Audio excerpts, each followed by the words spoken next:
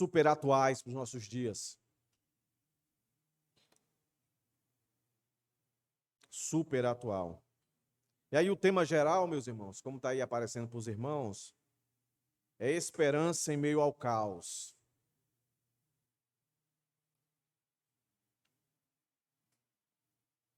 A mensagem do profeta Miqueias é impactante, meus irmãos.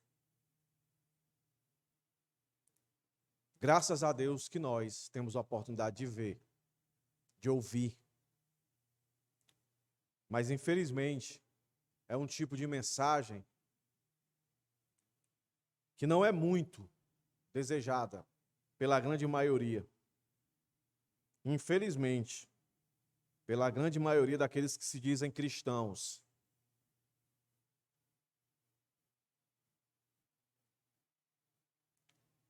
Então, como sempre faço, irmãos, hoje o primeiro sermão será um panorama.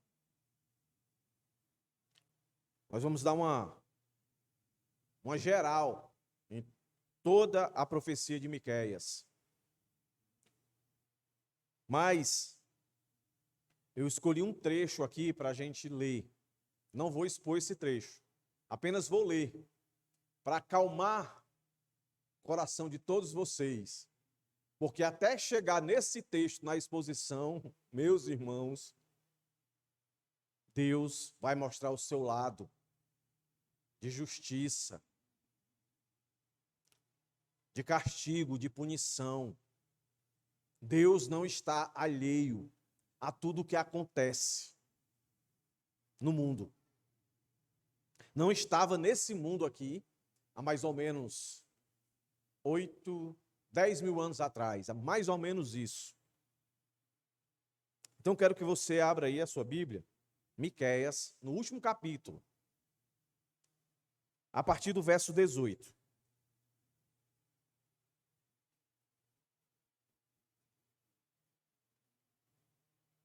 Os últimos versos.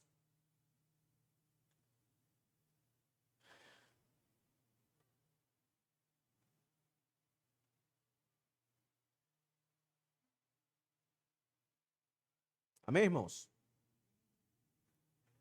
Verso 18 do capítulo 7.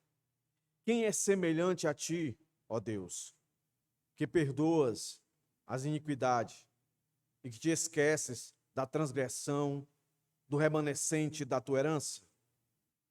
O Senhor não retém a sua ira para sempre, porque tem prazer na misericórdia. Ele voltará a ter compaixão de nós, pisará aos pés as nossas iniquidades e lançará todos os nossos pecados nas profundezas do mar. Mostrará a Jacó a fidelidade e a Abraão a misericórdia, as quais juraste aos seus pais desde os dias antigos. Vamos orar, irmãos. Senhor, que maravilhosa essa tua promessa. Não nos deixa esquecer, Deus, que tu és um Deus misericordioso. Apesar de tudo que nós vamos ver e ouvir aqui, Senhor, durante todas as exposições, que a tua graça e o teu favor nos faça enxergar a ti como verdadeiramente tu és. Tu és um Deus de justiça, mas a tua misericórdia, ela é infinita e se estende sobre todo aquele que se arrepende. Todo aquele que se prostra diante de ti, por mais pecador que seja, mas que se arrepende. A tua misericórdia, como nós acabamos de ler aqui, ela não tem fim. Tu tem prazer em perdoar. Em nome de Jesus, Senhor, abençoa todos que aqui estão essa noite, que possam sair diferentemente de como entraram. Que haja, Senhor, confronto nessa noite. Que todos aqui sejam alcançados, da criança ao idoso, do mais instruído ao menos instruído. Que todos sejam alcançados, sejam impactados com esse panorama do livro do profeta Miqueias. E que haja, acima de tudo, Deus, gratidão por tamanha oportunidade. de ouvir mais uma vez a tua palavra sendo pregada. Abençoa a mim mais uma vez, Senhor. Eu dependo de ti. Que teu Espírito Santo fale através de mim. Que comova os nossos corações. Que haja quebrantamento no meio do teu povo. Que haja arrependimento para a salvação e arrependimento para a renovação, restauração, Pai. É que eu te peço e imploro em nome de Jesus. Amém. Meus irmãos, Miqueias aqui mostra e mostrará o quão corajoso ele foi no seu tempo. Ele se levantou a denunciar aquilo que é o papel de todo o cristão.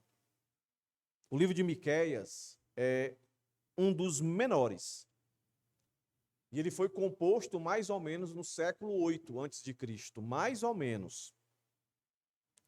E ele, os irmãos aqui que já estão acompanhando, né, a série de sermões nos profetas menores, tentem agora associar o contexto, embora que eu vou falar mais um pouco do contexto específico de Miqueias, da onde se extrai essa profecia aqui. Os irmãos se percebam que Miqueias, ele é contemporâneo de Isaías e de Amós e de Oséias. Os irmãos devem lembrar qual era o contexto especificamente de Oséias e de Amós. De Amós, pela terceira, quarta transgressão, era um povo totalmente aquém da vontade de Deus, totalmente mundanizado. É nesse mesmo contexto. Especificamente, um contexto que até então era um dos contextos melhores que o povo de Deus já viveu. Prosperidade, segurança, entendeu? Acesso a tudo que poderia se imaginar de bom para o indivíduo. No contexto de Oséias, de Amós e de Miqueias, isso estava acontecendo.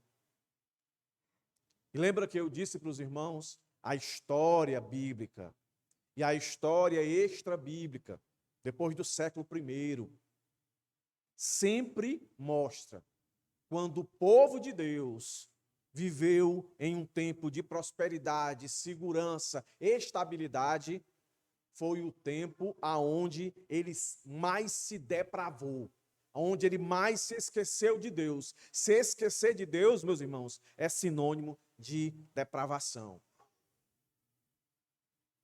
Esse é o contexto. O livro de Miqueias, meus irmãos, ele é dividido em 3 partes principais. A primeira delas, denúncia dos pecados. A segunda delas, julgamento por esses pecados. E a terceira delas, que sempre aparece em todos os profetas, uma promessa de restauração. Deus mostra o seu lado justo de juiz, ele não passa a mão sobre a cabeça dos seus e nem está com sua mão encolhida para deixar de julgar o mundo. Engana-se quem acha que só haverá um julgamento futuro, que aí nesse dia Deus vai derramar de toda a sua justiça. Meus irmãos, o julgamento de Deus começou desde a queda de Adão. De Adão até hoje, amanhã, depois, até Jesus voltar, o julgamento de Deus é estabelecido aqui. Pessoas são julgadas, são condenadas. Pessoas são julgadas e são salvas. Todos os dias. Por que é necessário a gente sempre estar lembrando isso? Porque tem pessoas que acham que o tempo de se arrepender não é hoje, não é amanhã, porque o julgamento, a volta de Jesus ainda está muito longe. Então eu ainda tenho muito tempo. Engano seu. Engano seu.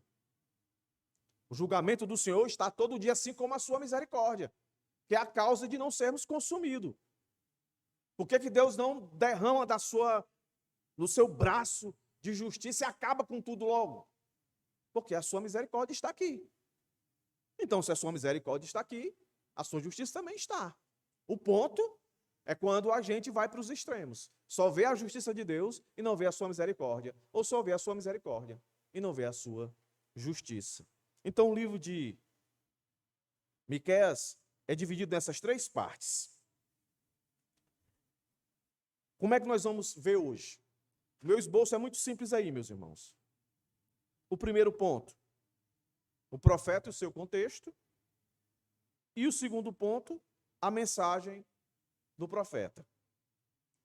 Nós lemos o texto final que mostra a grande promessa do Senhor.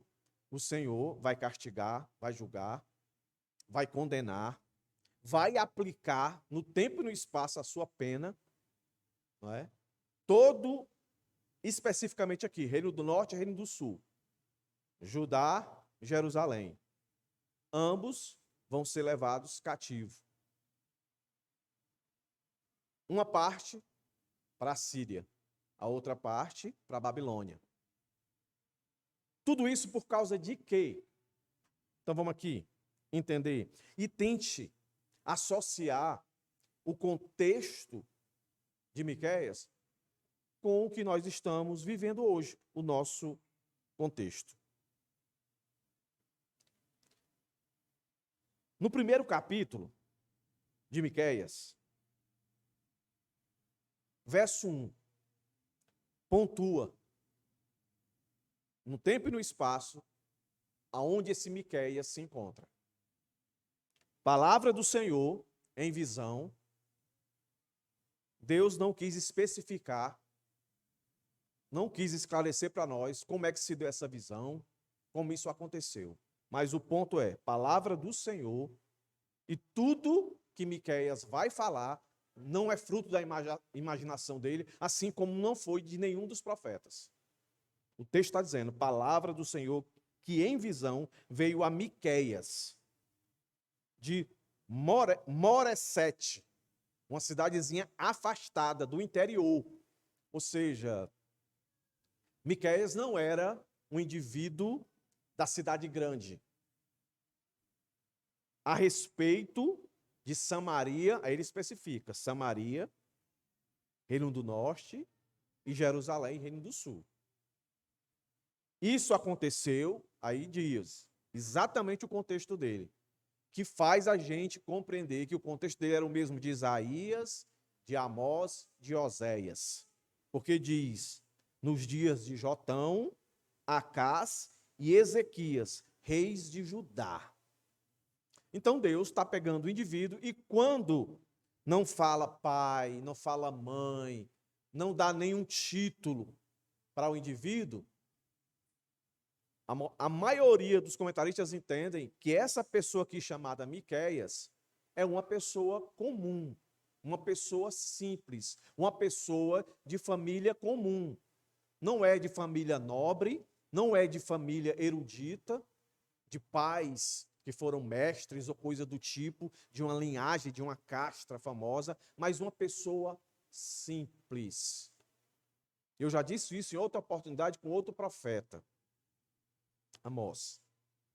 Isso quer dizer que para a gente observar aquilo que Miqueias observou, a gente não precisa ser famoso, a gente não precisa ser alguém de destaque. A gente só precisa ser um filho de Deus, ser temente a Deus e ser sensível a Deus. Pelas palavras que se encontram no verso 2 do capítulo 1, pela palavra, melhor dizendo, no capítulo 3, verso 1, e no capítulo 6, verso 1, é a mesma palavra que aparece. Que palavra é essa? Olha aí, na minha versão, é a palavra escutem. Escutem. Verso 2 do capítulo 1. Verso 1 do capítulo 3, está aí. Eu disse, escutem, a mesma palavra. Verso 6, capítulo 1, verso 1 do capítulo 6. Escutem. É a mesma palavra. Que palavra é essa? É aquela tão conhecida, chamar. ou Shema. É a ideia de, e é um imperativo, não é um escutem, por favor. Não é um escutem se quiser. Escutem, deem atenção. É aquela ideia de que você não só tem que ouvir com os ouvidos, mas com os olhos. Né? Vou lembrar do exemplo que eu dei, quando essa palavra apareceu em outros contextos.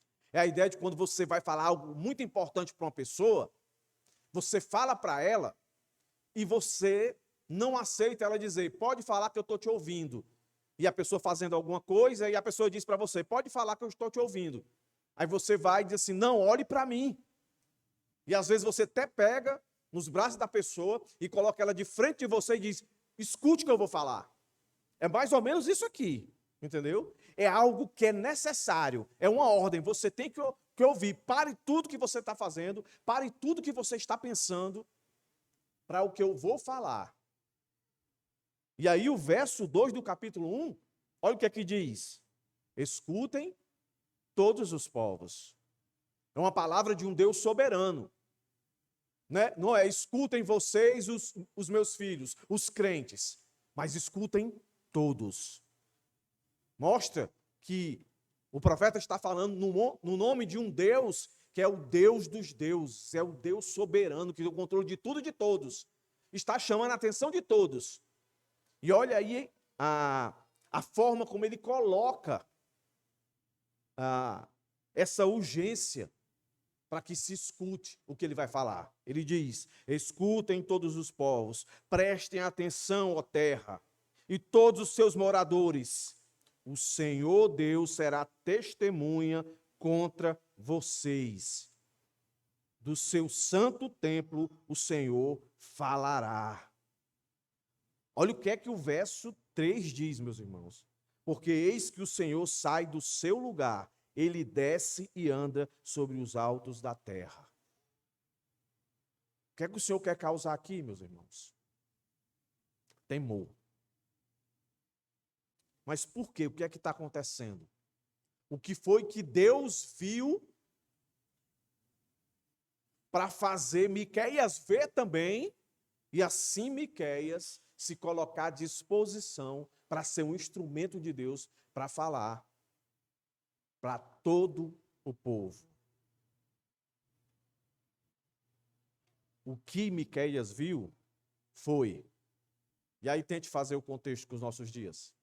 O que Miqueias viu foi, meus irmãos, corrupção, injustiça social, exploração dos pobres e muita heresia e muita ganância no mundo da qual ele estava vivendo. E ele vai profetizar em um contexto onde todos se sentem extremamente abençoados, mas que não se percebem e se esqueceram do que Amós profetizou, do que Oséias profetizou. Eles não levaram em consideração as profecias. Vocês vão ser levados cativos. Se arrependam. Eles não levaram em consideração. Começaram a gostar de viver a prosperidade, a segurança, a estabilidade, ao ponto de esquecerem o que Deus já havia falado por bocas de outros profetas.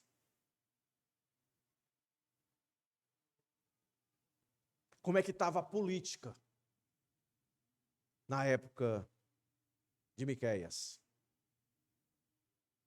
A Síria estava em ascensão. A Síria estava virando uma potência que até então não era. E o reino do norte estava fazendo aliança com a Síria contra Judá, reino do sul. 1 Reis, 2 Reis, mostra todo esse movimento. O povo estava colocando a sua segurança no governo. O povo esqueceu que é Deus que governa. em primeira instância. O povo esqueceu completamente. E isso não é um pecado que aconteceu só naquela época. Muitos cristãos hoje precisam ouvir essa profecia, como eles precisaram ouvir. Muitos cristãos hoje estão colocando que o novo céus e a nova terra, ou seja, a prosperidade e a estabilidade para o cristão, vai ser aqui pelo viés humano, pelo governo. Você acredita que tem gente que acredita que se nós brasileiros colocarmos um crente na presidência, e houve um tempo, se colocasse um crente reformado, com todos os seus discípulos reformados, que assinasse a confissão de fé, as 5 solas, os 5 pontos do calvinismo, pronto, agora vai dar certo. Ilusão, meus irmãos. Ilusão. Esse mundo só vai piorando. E a gente tem que buscar discernimento. Mas, infelizmente, esse não é um costume nosso. Por isso, Deus sempre levantou profeta para dizer, olha, vocês estão confiando em quem não deveria confiar. Vocês estão com a esperança onde não deveriam estar. Olhe como Deus é bom. Deus sai do seu trono. Nós vimos isso no verso 4, verso 3.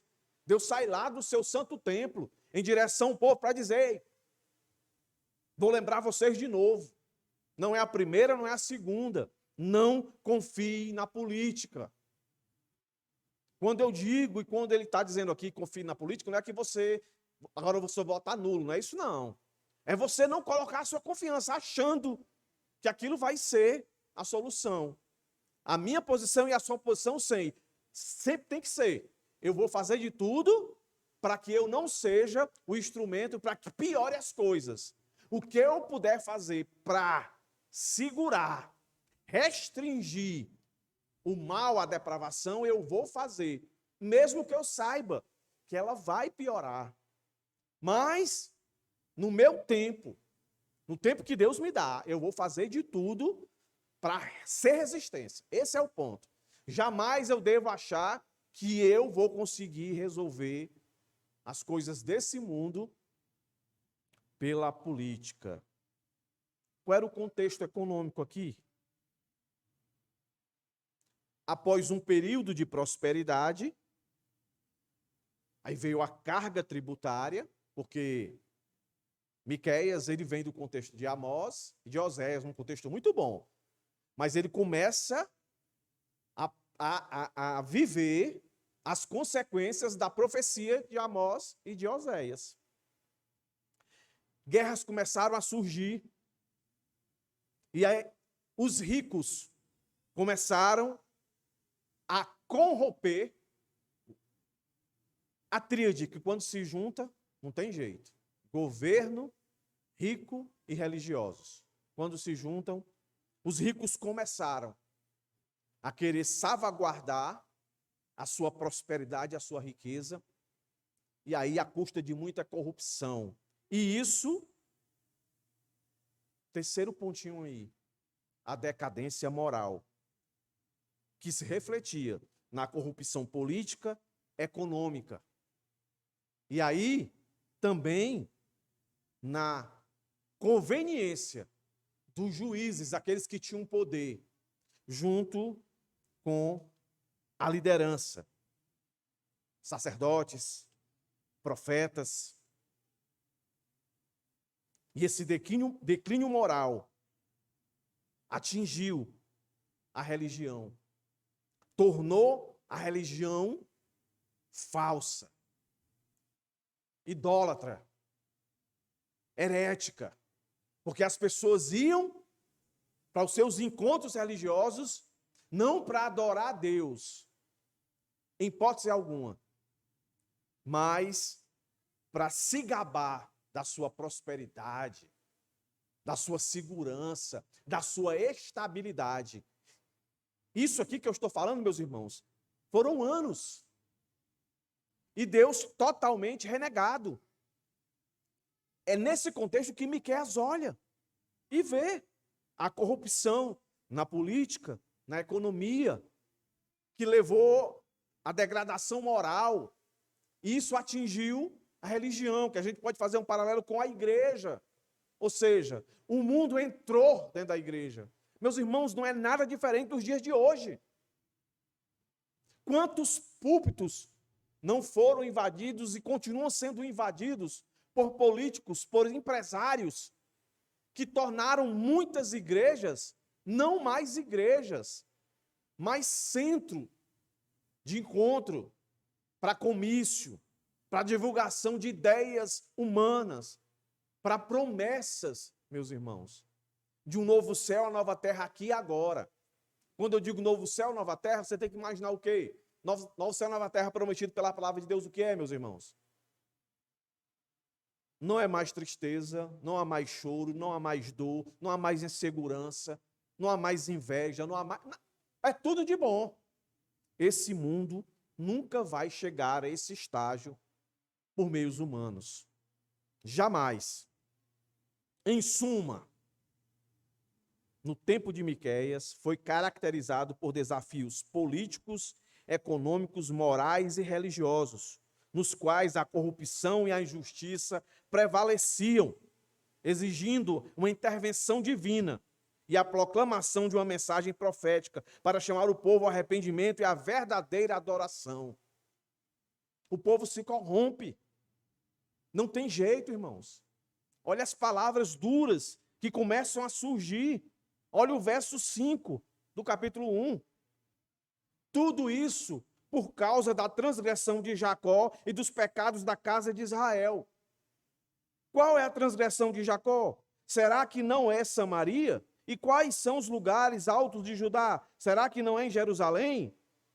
Por isso, olha a consequência, por causa da transgressão. Por isso, verso 6 do capítulo 1, farei de Samaria um montão de pedras, num campo uma terra de plantar vinhas, farei com que as pedras rolem para o vale, e deixarei descobertos seus alicerces. Quando chega no capítulo 2, no verso 1, olha aí, ai daqueles que ainda no seu leito imaginam a iniquidade e planejam o mal. Ao amanhecer, eles o praticam porque têm poder para tanto. Está falando do governo que pratica o mal. A justiça, eles tornam injustiça. A injustiça, eles tornam justiça.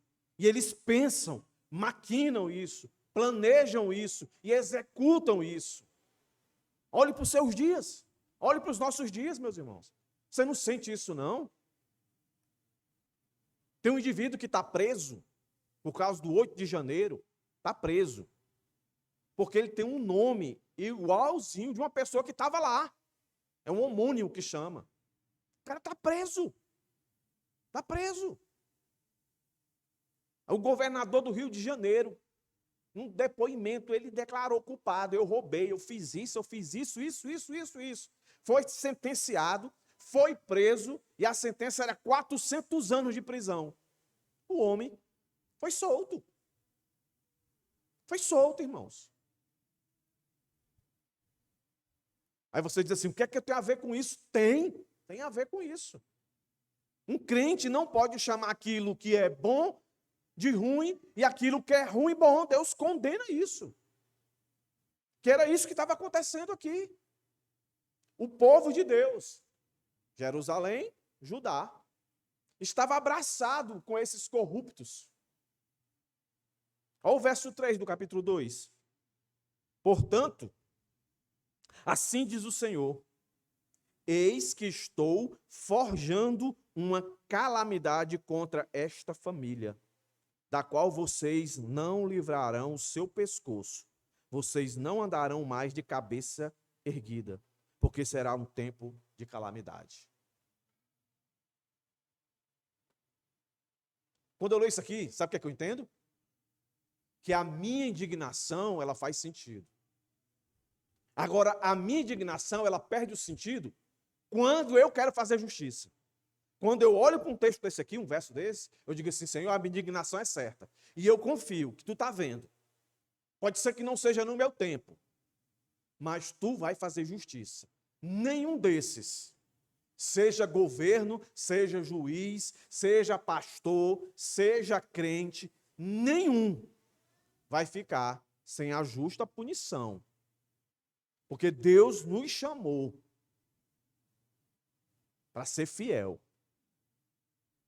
para enxergar o mal como o mal, o bem como o bem. E pensa que para aí, olha o verso 6 do capítulo 2. Eles dizem, meus irmãos, presta bem atenção nesse verso aí. Eles dizem, não profetizem tais coisas, porque a desgraça não cairá sobre nós. Tais coisas anunciadas não alcançarão a casa de Jacó. Estaria o Espírito do Senhor irritado? Será que ele agiria assim?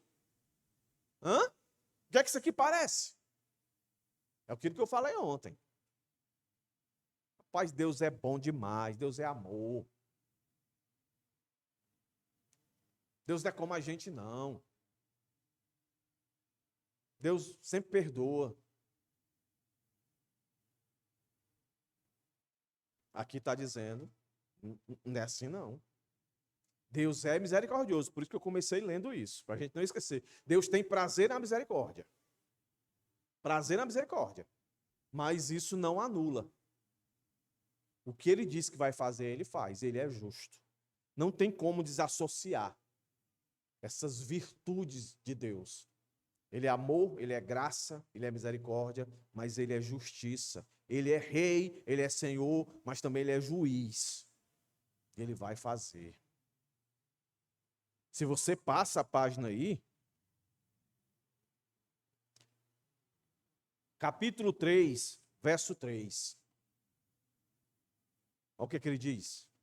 Vocês comem a carne do meu povo, e lhes arrancam a pele, quebram seus ossos e o repartem em pedaços que vão para a panela, e em carne que vão para o caldeirão. Está falando da opressão dos mais abastardos sobre os pobres. A falta de sensibilidade. Isso não acontece hoje, não? Deus está vendo tudo, irmãos. Deus está vendo tudo. Esse é o contexto dele.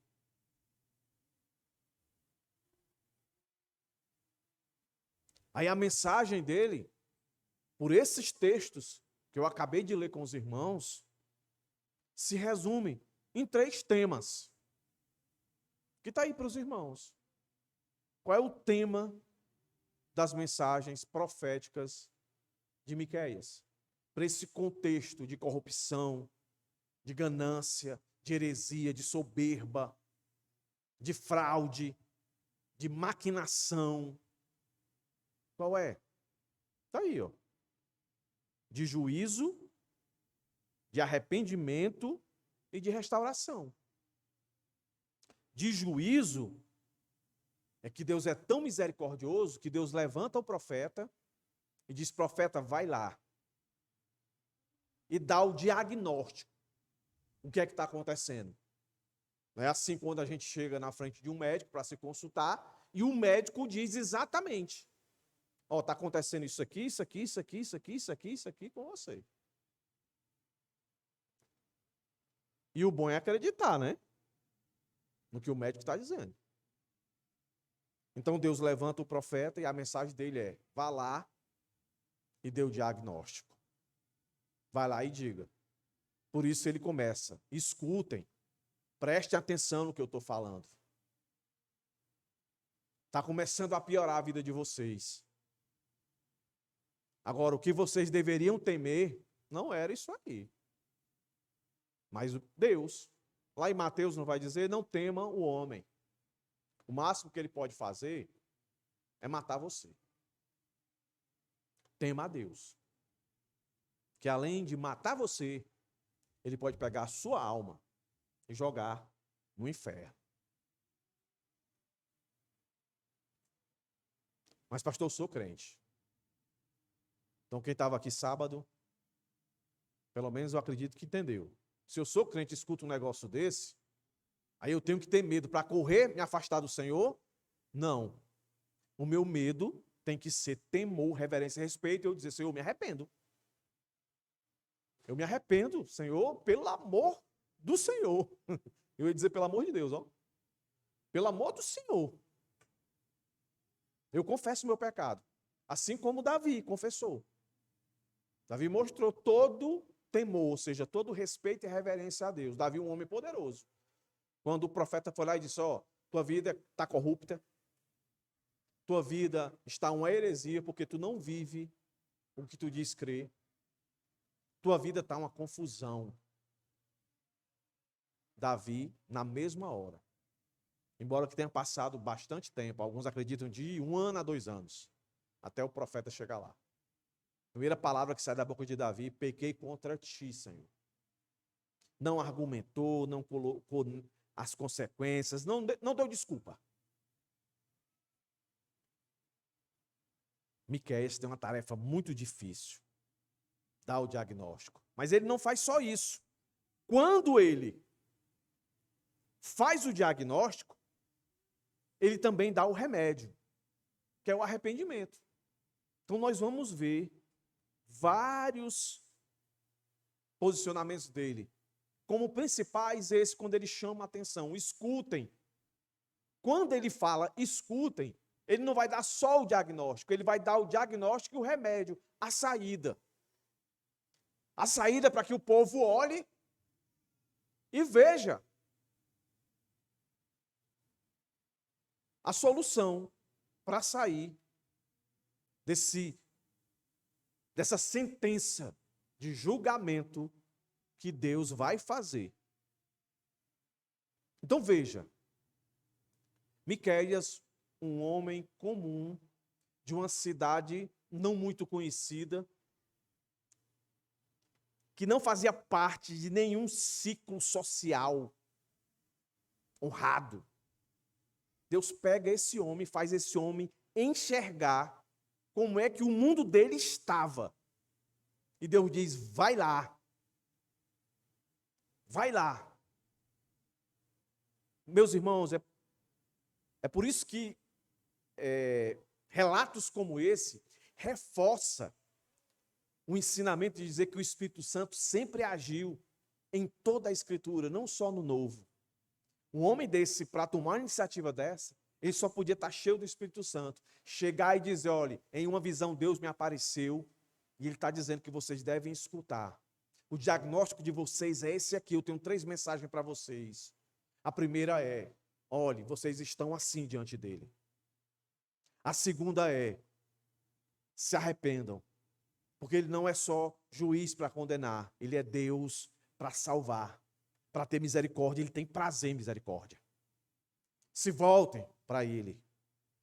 Não confie no braço humano.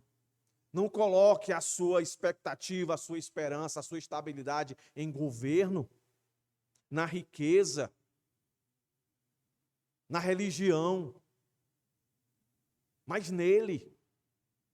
E aí, por fim, a sua terceira mensagem, que é restauração, ele não só deu o diagnóstico, deu o remédio, mas ele diz que a cura é certa. Se você tomar desse remédio, ou seja, se você se arrepender, está resolvida a questão. Está resolvida a questão. Você vai deixar de ser inimigo de Deus e passa a ser amigo. Essa é a grande esperança do Senhor para aqueles que estão vivendo fora da sua vontade. Assim como nós vimos em Jonas. Está lá o pessoal de Nínive vivendo a sua vida imunda, podre. E Deus pega o indivíduo e diz, vai lá. A iniquidade dele subiu até mim, vai lá. E aí o profeta vai lá e diz poucas palavras, mas vai lá. E Deus salva. Deus está fazendo isso hoje novamente, nos chamando a atenção a olhar para esse mundo, para sermos profetas, meus irmãos. Assim como Miqueias foi, e olhar para esse mundo e de fato ter discernimento. Enxergar que esse mundo precisa de uma pregação de juízo, mas não só de juízo, não só mostrar o lado de Deus vingador, para que as pessoas tenham medo, só medo de Deus, assim como a gente aprendeu ontem aqui. O medo afasta. O medo não quer relacionamento, o medo não quer comunhão. Então nós, como cristãos, não temos que viver esse medo e nem pregar esse medo. Como é que eu faço isso, pastor? Você prega o medo apontando para a misericórdia. E como é que eu aponto para a misericórdia? Dando a oportunidade de arrependimento. O mundo ímpio, ele tem que temer mesmo. Mas ele não pode só temer, ter medo. Ele precisa enxergar uma saída. Miqueias faz isso. Nós vamos ver em detalhes. Miqueias faz isso. E não só isso. Miqueias acredita que aquilo que ele está oferecendo é certo. Assim como o diagnóstico é certo, o arrependimento, ele tem que ser real, a cura é imprescindível. Se arrependeu, se arrependeu, irmãos. Mas, pastor, é muito complicado entender se eu me arrependi ou não. É complicado para você pensar com os seus pensamentos. Mas se você pensar pela inspiração bíblica, você vai perceber que você é. Você vai entender que você é. Entendeu? Há sinais, meus irmãos, que dá para se perceber o quanto a gente é pecador, que a gente peca, mas que Deus alcançou a gente. Dá. Porque assim como com Amós, com Oséias, muitos ali foram identificados como não povo de Deus. Assim, isso é muito claro, meus irmãos, na Bíblia. Assim como o Senhor mandou Moisés lá no Egito para tirar uma de gente lá, 2 milhões para mais, para tirar lá de dentro. E no período de 40 anos, quem foi que entrou? Só a geração de Josué e Caleb. O resto tudo ficou no meio do caminho. Pensava que era, mas não era. E muitos que pensavam que não era, eram. E continuaram. A perseverança em se arrepender. Arrependimento não é só uma vez para a salvação, não. Você se arrepende para a salvação e você se arrepende todo dia para a santificação. Se você não se arrepende todo dia para a santificação, o que tem para você é um chamado à atenção. Olha, Deus vai lhe castigar. É um chamado para arrependimento. Mas junto com tudo isso, uma certeza que você se arrepender, muda. Deus age. Deus transforma. Deus faz a parte que cabe somente a Ele fazer, meus irmãos. Então, qual é a ênfase da profecia de Miqueias? Qual é a ênfase dele? Pecado, opressão, corrupção. No governo, nos sacerdotes, nos profetas, a depravação, ele vai falar da moralidade do povo, e ele não vai deixar de falar, é uma ênfase também, a misericórdia de Deus. A misericórdia de Deus vai ser colocada ali, para todos eles. Capítulo 5, ele é o único profeta que faz isso. Uma promessa que é quase literal, falando de Jesus. Né, você leu a profecia lá de Isaías, né? Um menino vos nasceu, né? O nome se nos deu, o governo está sobre os seus ombros, o seu nome será maravilhoso, conselheiro, tal e tal. Mas não tem o nome de Jesus ali, né? Não tem o nome. Quando a turma ouvia aquilo dali, não é como a gente, né? A gente já tem a Bíblia toda escrita, aí a gente sabe que Isaías está falando ali de Jesus. Mas o povo lá, quando ouvia aquilo dali, ele não entendia como a gente. E há uma grande briga teológica em acreditar que ali, quando Isaías fala aquilo dali, ele está pensando no filho de um rei que vai nascer. Que aí Deus, na sua soberania, aplica isso, e aí o Novo Testamento vai corroborar para dizer que aquelas múltiplas entendimentos de uma mesma profecia, certo? Mas olha o que é o capítulo 5 aqui de Miqueias coloca. Aqui fica muito mais objetivo, que parece que Miqueias sabe o que ele está falando. Parece que Miqueias tem a consciência que vai surgir um governo no futuro.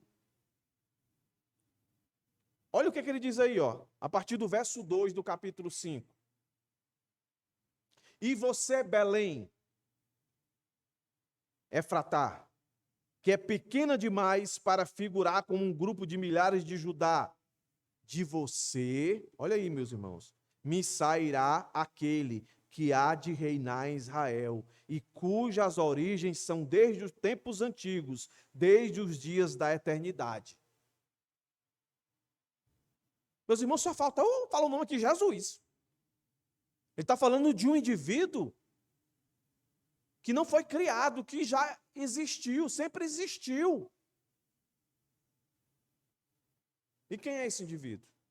Quem é essa pessoa? Deus. Mas ele está dizendo que Deus vai surgir no futuro, a gente não vai ver Deus, Deus. Então, é Jesus aqui. Misericórdia, graça. Em meio a todo esse chafurdo de depravação, sai essa palavra. Aí junta isso aqui com o texto que nós lemos, 7, do 18 ao 20. Meus irmãos, é muita misericórdia. É por isso que Paulo diz lá que onde abundou o pecado, superabundou a graça. É um negócio difícil de entender, irmãos. É um braço duro de Deus. Né? A impressão que eu tenho, né, as minhas imagens de infância. É quando a minha mãe ia bater em mim, que meu pai quase não batia. Mas minha mãe, quando ia bater em mim, eu calculava o nível de ira pelo tamanho da língua para fora da boca dela e como ela estava mordendo. Entendeu? Aí eu dizia, eita, a mãe está com raiva. A mãe está com raiva.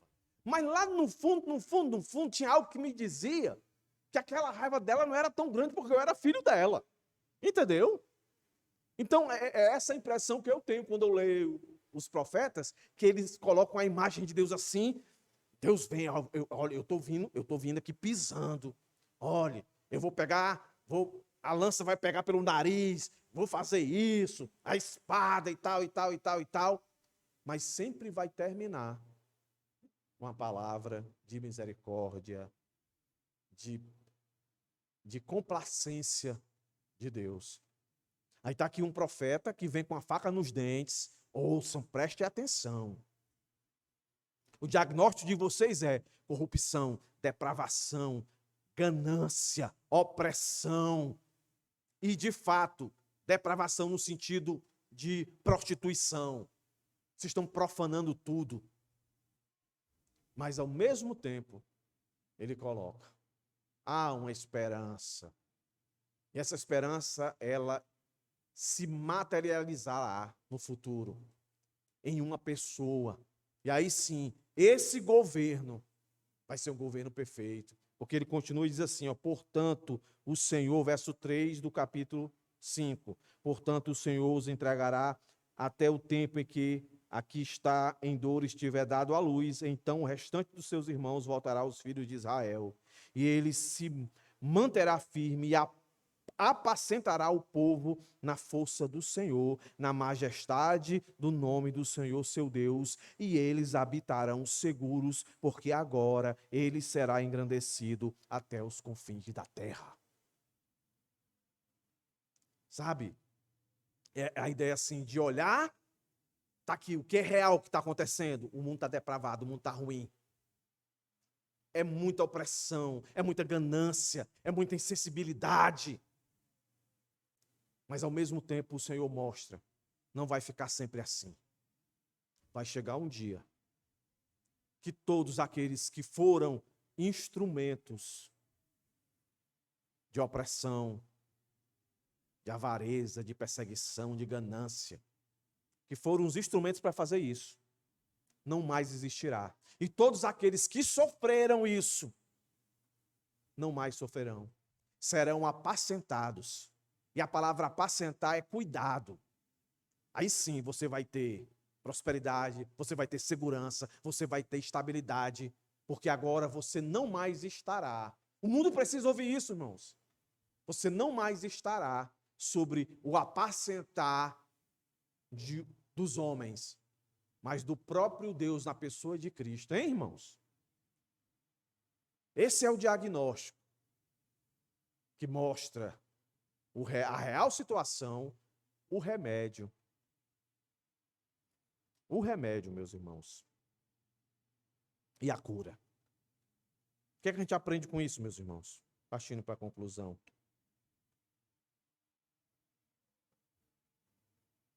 Miqueias, um profeta contemporâneo, foi corajoso em denunciar esses pecados. Ele não se calou. Miqueias não se deixou impressionar por aquilo que parecia ser muito grande. Quem era Miqueias? Quem era, meus irmãos, Miqueias? Tanto que eu acredito que alguns dos irmãos aqui talvez nunca tenham ouvido falar de Miqueias. Mas já ouviu falar de Isaías, Jeremias, né? Tem alguns até que diz assim, eu conheço os profetas, eu conheço Jeremias, eu conheço Isaías, eu conheço até os Lamentações. Mas o Miqueias, não. O Miqueias é uma representação minha sua. O Miqueias, como eu acabei de mostrar aqui, ele antecipou a vinda do Messias, o príncipe da paz. E o que é que eu aplico aqui para nós, meus irmãos? Assim como no tempo de Miqueias, de Amós, de Oséias, de Jeremias, de Isaías, os tempos dos apóstolos, o tempo dos pais da igreja, o tempo dos nossos pais, os nossos tempos são tempos de crise moral. Por quê, meus irmãos? A gente não tem corrupção não no governo. E aqui eu não estou nem para a direita nem para a esquerda, tá, irmãos? Governo, não há corrupção não. Não houve corrupção. Naqueles que se dizem detentores e representantes do protestantismo no Brasil. Aqueles pastores famososão aí. Não há corrupção não, irmãos. Não há secularização. Todo mundo, de alguma maneira, está envolvido em redes sociais. Eu tenho, né? Instagram, Facebook, WhatsApp. Até a pior das piores, que era antigamente Twitter, agora é o X. Esse é um dos piores. Em particular, até eu converso com alguns irmãos que tenham pensado muito em sair de tudo isso. Porque é uma desgraça. Às vezes é necessário estar. De vez em quando aparece. Não é? Umas coisas lá que a gente percebe que a secularização tem entrado dentro das igrejas. Não se prega mais juízo de Deus. E se não se prega juízo de Deus, vai pregar arrependimento para quê? Eu vou me arrepender de quê? Se eu não estou desagradando ninguém. Deus está de boa comigo. Aí, nesses dias, apareceu na minha timeline lá, um cara bem vestido, um negócio bonito. Ele disse, pastor, você que luta para a sua igreja crescer. Eu sou da igreja tal e tal e tal e tal, e eu criei um programa. E aí coloca lá alguns pastores para dar depoimento. Um programa que você baixa, você vai pagar por esse programa, aí você coloca um QR Code espalhado dentro da igreja. Aí o visitante chega e ele bota o celular dele. Aí na hora que ele botar o celular dele, ele vai ser encaminhado para o site da igreja que tem esse programa, que o pastor comprou dele, né? Aí lá vai ter um questionário. Aí o questionário: como é que você gostaria que fosse a igreja? Aí o cara vai dizer: ah, a igreja é para você. Se tiver isso, aquilo, outro, tá bom para você? Diga algumas coisas.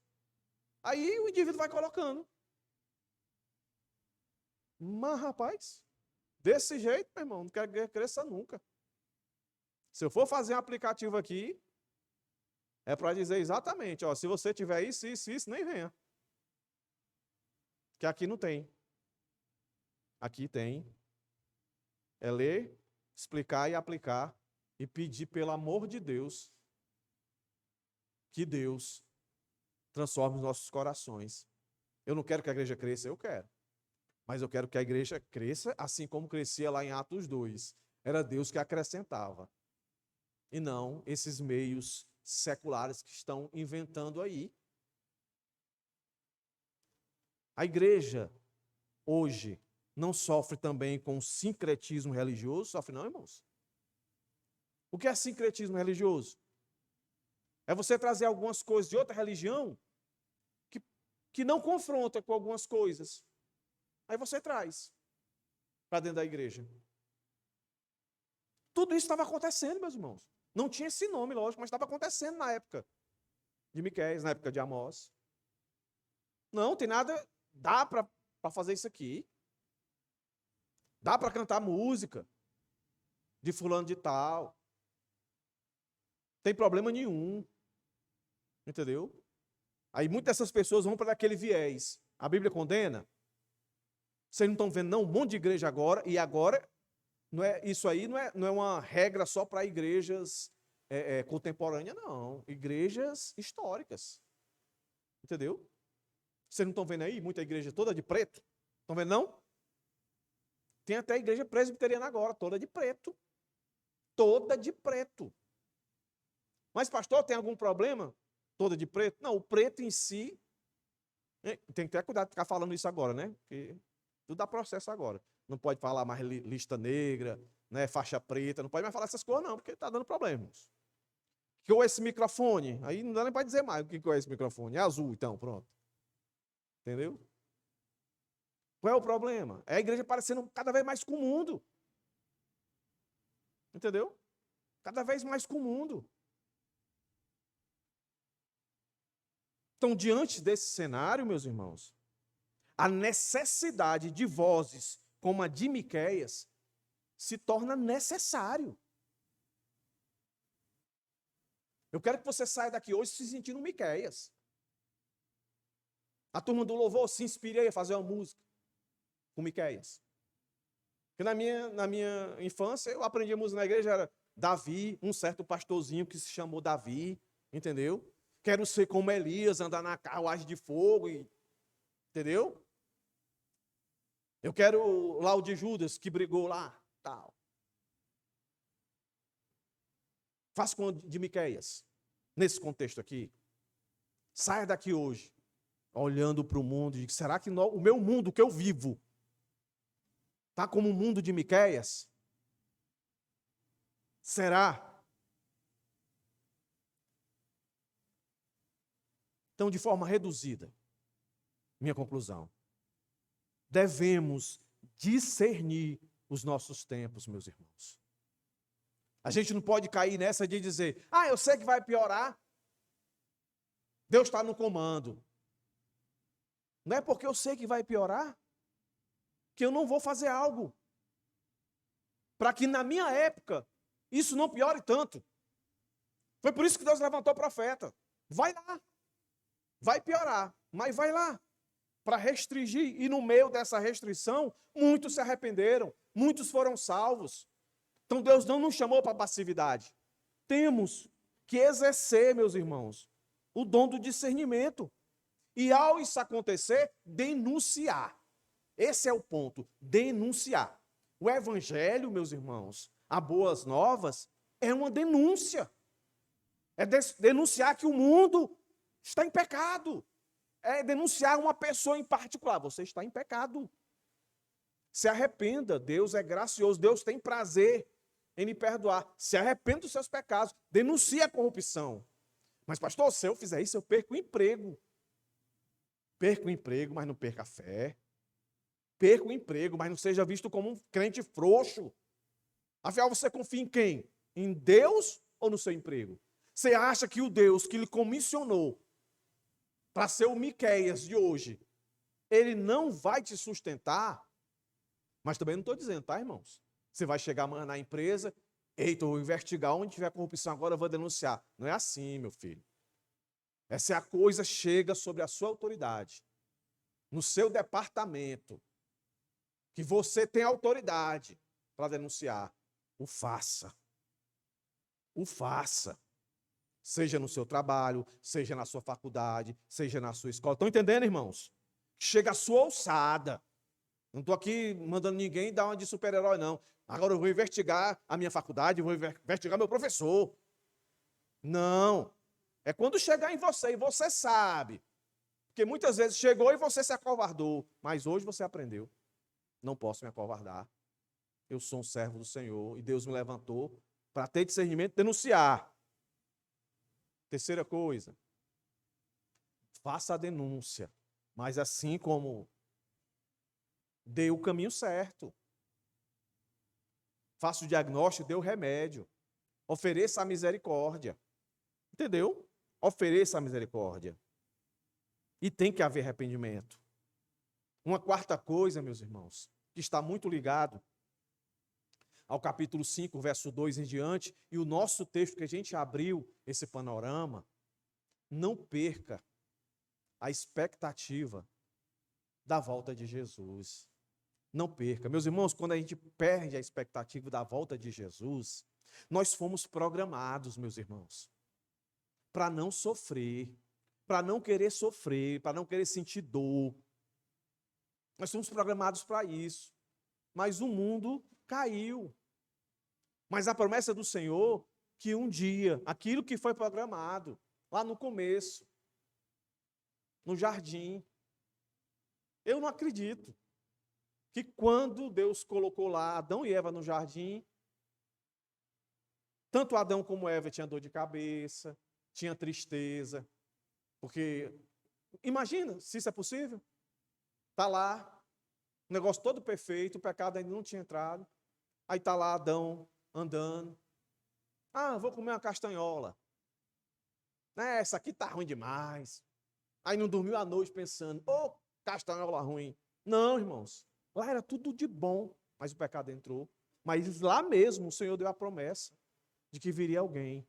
Esse mesmo alguém que Miqueias fala aqui. Não perca a expectativa de que Jesus voltará. No Novo Testamento, alguns disseram, isso eu já ouvi faz tempo, e esse tempo nunca chega. Não se esqueça. Deus é um Deus atemporal. Ele não vive dentro das categorias de tempo que a gente vive, irmãos. Passado, presente e futuro. Para Deus tudo é uma coisa só. Deus está na eternidade, sabe? Tudo é uma coisa só. Deus não tem esse relógio que a gente tem, não, que marca 24 horas para um dia. Não. Deus é maior do que tudo isso. Então não perca a perspectiva da volta do Senhor. E por fim, assim como Miqueias, como Isaías, homens pecadores, que viveram em mundos como o nosso aqui, assim como Paulo, todos, meus irmãos, tenha compromisso com a vontade de Deus. Tenha compromisso com a vontade de Deus. E qual é a vontade de Deus? Pronto. Romanos. Abre aí. É meu texto para a gente terminar.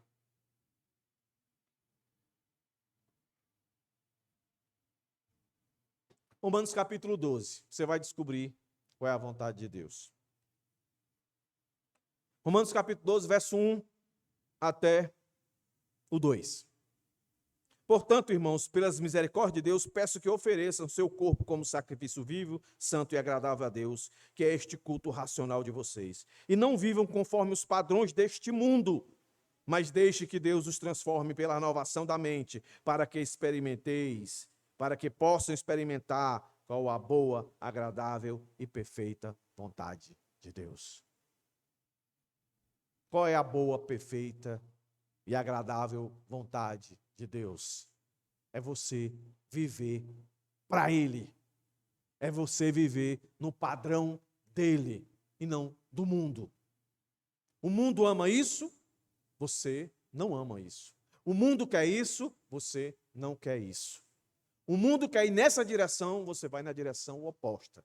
Porque o mundo está contra a vontade de Deus. Só que muitas vezes o mundo oferece as coisas como se fossem boas, agradáveis e perfeitas, mas não são. Isso nos faz perder a expectativa da volta do Senhor. E isso nos faz perder o discernimento de enxergar o que é bom e o que é ruim. Aí, normalmente, aquilo que é bom, a gente enxerga como ruim, e aquilo que é ruim, a gente enxerga como bom. Por isso, muitos cristãos sofrem e não usufruem da maturidade que Deus tem para cada um. Meus irmãos, que na exposição do livro de Miqueias, nosso coração seja fortalecido para esse chamado de ler, fazer a leitura do nosso tempo e ter discernimento e assim reconhecer a nossa responsabilidade em discernir, denunciar, oferecer o Deus, o único Deus verdadeiro. Amém, irmãos? Vamos orar. Senhor, eu te dou graças por esse tempo. Muito obrigado, Deus.